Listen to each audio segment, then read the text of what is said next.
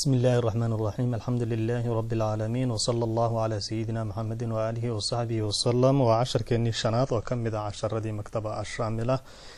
مكتبة شاملة جديدة عشر كان عشر كي كوري وحين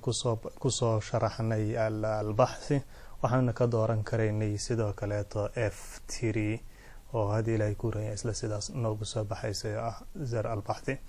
haddana waxaynu geli doonaa haddii allo yiraahdo waxa la yiraahdo lawxat taxakum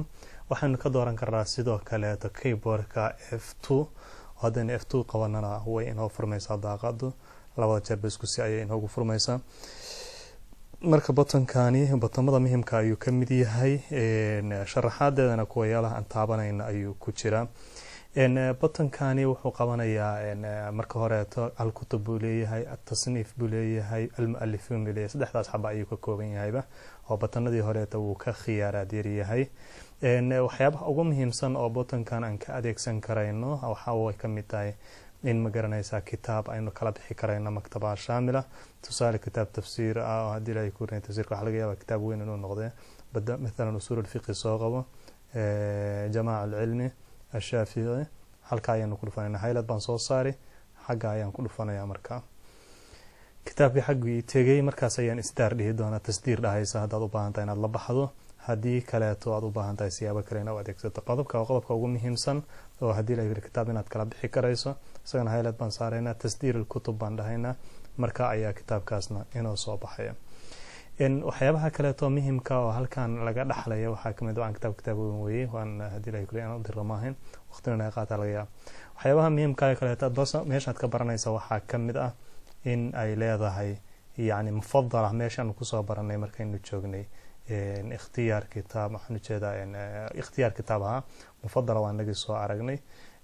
marka mufaddaladan waa naga niraahdo ayaan sharxeynaa markaan loo xataa taxakum joogno mufaddaladaas sida loo sameeyo waxay tahay in aad ma garanaysaa soo doorato inaad halkan ku sameyso kuwa alfarkoodana bedeli karaysaa magaca inaad la baxdo shayga mufaddalada aad ku xifdinayso aad magaca ula baxdo tusaale al-ilm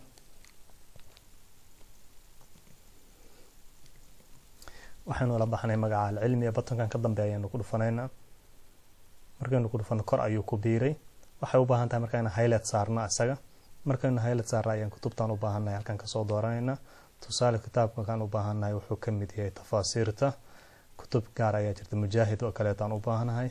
waxaan u baahanahay tafsiir Sufyaan ath-Thawri waxaan u baahanahay tafsiir Abdurrazzaq saddexda kitaab aan uga baahanahay tafsiirka si gaar ah baxdiga ugu tacalluqaya tusaale halkan ayaan jagsiinaya saddexdii kitaab halkan ay tagayaan waxayna ku hoos jiraan isla markaaba al-ilm tiyaadarteed hadii aan tago batankii hore taan hore ku soo sharaxnay mufaddala qaamadan ayaan furi doonaa hadii aan leedmo al-ilm ayaan ka heli doonaa hadii aan leedmo kutubtina waa taan marka waa kutub aad si gaar u arursanayso oo magac gaar u la baxayso oo baxtiga hadhow aad u ictimaadayso ayaga ay si gaar ah ku sii anfacaysa waxa la yiraahdo batankani marka waxyaabaha ugu muhiimka ku yahay in la sharaxa ay tahay waxa kamid ah xaga koreeto wuxuu ku yeelan waxaad xadfi ka dhac kitaabada kamid ah hadii aadan u baahnayn xadf al-kutub al-muhaddada kitaabka badan buu xadfi ka dhac khayarka aad oo dooranaya kor waad aragtaan oo hadii ay ku leeyahay waxay u egtahay zar al-bahth ayuu egyahay wuxuu kaga bedelan yahay malaha iyo hadii ay ku leeyahay zar ikhtiyaar kitaab labadaba aad ayuu u shabaha halkan waxa ku qoran kutubta matbuucaadka iyo kutubta غير matbuucaadka ay labada khiyaar kale yihiin matbuucaadka oo kutub iyo majallaad kala ah mid kastana wuxuu noqon karaa muwaafiq lil matbuuc iyo muwaafiq la yuwaafiq al matbuuc macnaha tanina waxay kala tahay kitaabku hadii uu matbuuc yahay maktabada markuu ku jira inuu matbuuci waafaqsan yahay sharti maahan waxa dhici karaysa in safaxaadka iyo qaabka kitaabku u diyaarsan yahay ay ka bedelan tahay qaabka kitaabka banaanka yaalo matbuuca u daabacay u diyaarsan yahay marka asagoo matbuuc ah ayuu hadana wuxuu noqon karayaa muwaafiq la yuwaafiq al matbuuc ama غير موافق للمطبوع haddaan niraahna غير matbuucaad kitaabtan daawacanayna makhduudaad bay noqon karaan oo hadii ay ku risaalo jamciye noqon karaan elektarooniye noqon karaan tafriiqaad ay noqon karaan inaha ugu muhiimsan bahashan in laga sharxo waa inahaas weeye kitaabkii wali tasdiir buu wadaa dabcan kitaab weyn weeye waqti buu qaadanaya waxa la yiraahdo waxaysan balahayn oo hadii ay ku reeyay maktabadan aan laga raadinayn waxa kamid ah in khiyaaraad fara badan oo tii hore ay lahayd sida khiyaarkii la oran jiray magaciisa waxa la yiraahdo istiraad malafaad oo kale iyo khiyaaraad kale ayaa ka sii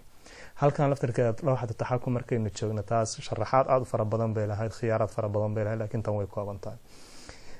intaas ayaynu kusoo gaabanaynaa casharkeena waana casharkii shanaad baan ujeedaa aad iyo aad baan haddii ilaahay ku horeeyay idinkugu mahad celinaya dhegeysigiina waa anigoo Saciid Axmed Faarax waxaan idin leeyahay asalaamu calaykum waraxmatullaahi wabarakaatu